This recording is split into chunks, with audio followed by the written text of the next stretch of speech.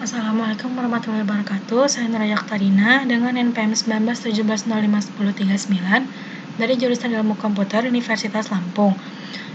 Pada video kali ini saya akan memaparkan video untuk mata kuliah Teori Bahasa dan Automata. Nah, di video kali ini kita akan membahas conclusion and summary dari video-video sebelumnya. Nah, bisa dilihat di sini pada bagian ini. Nah, pada bagian ini meringkas materi yang kita bahas untuk mata kuliah Teori Bahasa dan Automata. Di sini kita sebelumnya mempelajari FSM atau Finite State Automata, yang isinya itu ada Regular Language, berikutnya ada PDA atau Push Down Automata, yang isinya ada Context Free Language, selanjutnya ada Turing Machine. Turing Machine ini berisi Recursively Enumerable Language, dan terakhir ada Undecidable. Nah, sebelumnya kita di sini ada teori komputasi. Teori komputasi ini berkaitan dengan studi bagaimana sebuah persoalan dapat diselesaikan pada sebuah model dengan menggunakan algoritma. Teori komputasi ini dibagi menjadi 3, yaitu teori automata, teori kompatibilitas, dan teori kompleksitas. Nah, bahasa adalah sistem kata atau simbol yang memungkinkan untuk berkomunikasi dengan komputer. Ada automata. Automata di sini adalah sistem yang terdiri dari sejumlah berhingga state, di mana state ini menyatakan informasi mengenai input. Nah, inputnya ini berupa bahasa. Pertama di sini ada finite state automata atau finite state machine tadi. Ini ada pembahasannya, ada finite state machine, deterministic finite automata, non-deterministic finite automata, epsilon non-deterministic finite automata. Nah, FSM ini adalah metodologi perancangan sistem kontrol yang menggambarkan tingkah laku atau prinsip kerja dengan melibatkan state, event, dan action. Finite state machine ini termasuk dalam finite automata without output. FSM merupakan model komputasi yang paling simpel dan memiliki memori yang terbatas.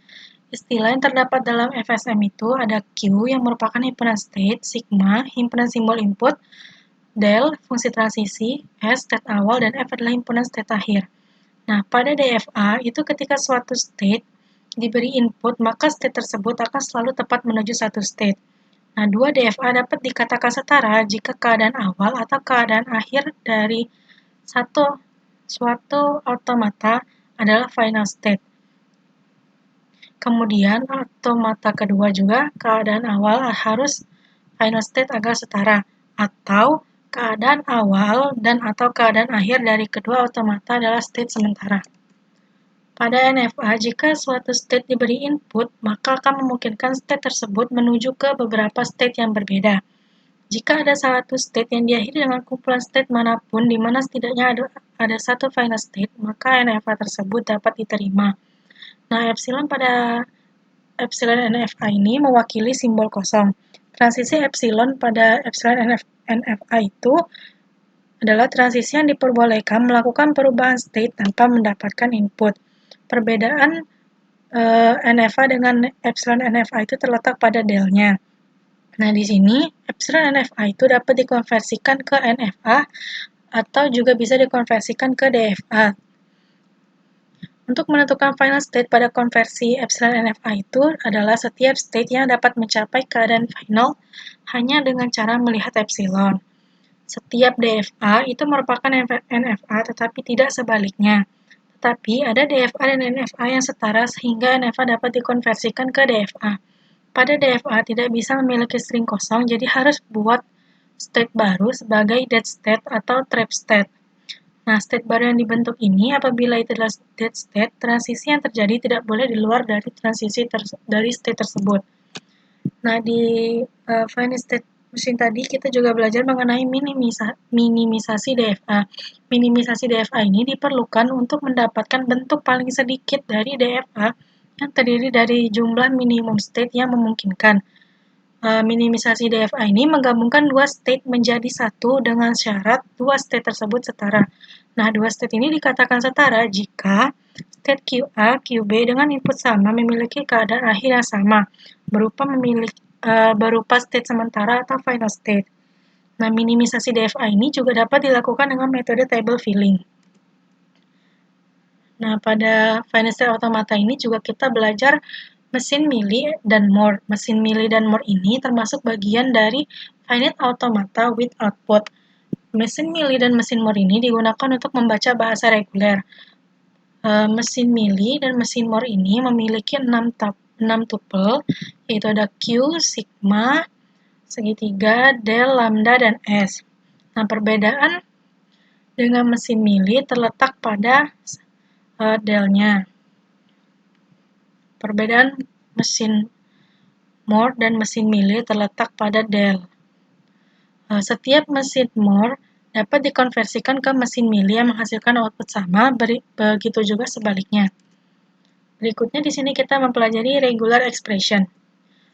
Regular expression di sini kita membahas identitas dan Arden teorema Arden.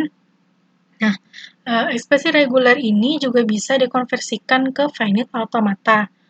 Di sini juga kita mempelajari ekuivalensi dari dua finite automata dan juga ada pumping lemma untuk regular language. Nah, pumping lemma ini digunakan untuk mengetahui suatu bahasa ini reguler atau tidak.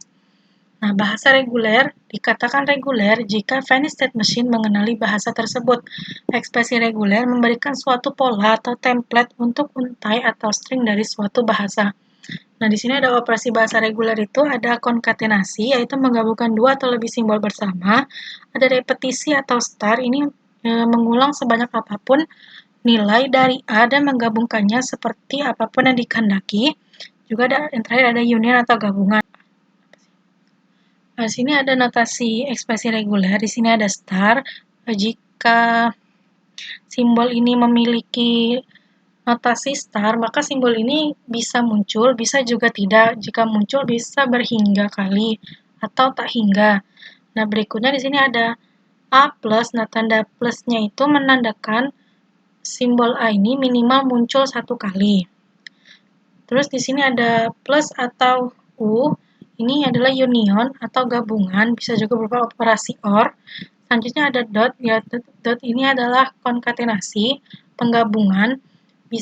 Simbol dotnya ini bisa ditulis, bisa juga tidak ditulis, dan juga bisa berupa operasi AND.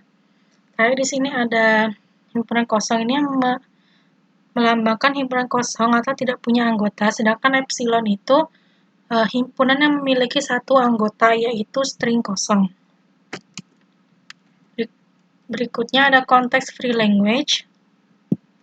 Nah, di konteks free language ini kita belajar mengenai simplifikasi konteks free grammar, Chomsky normal form, dan pushdown automata.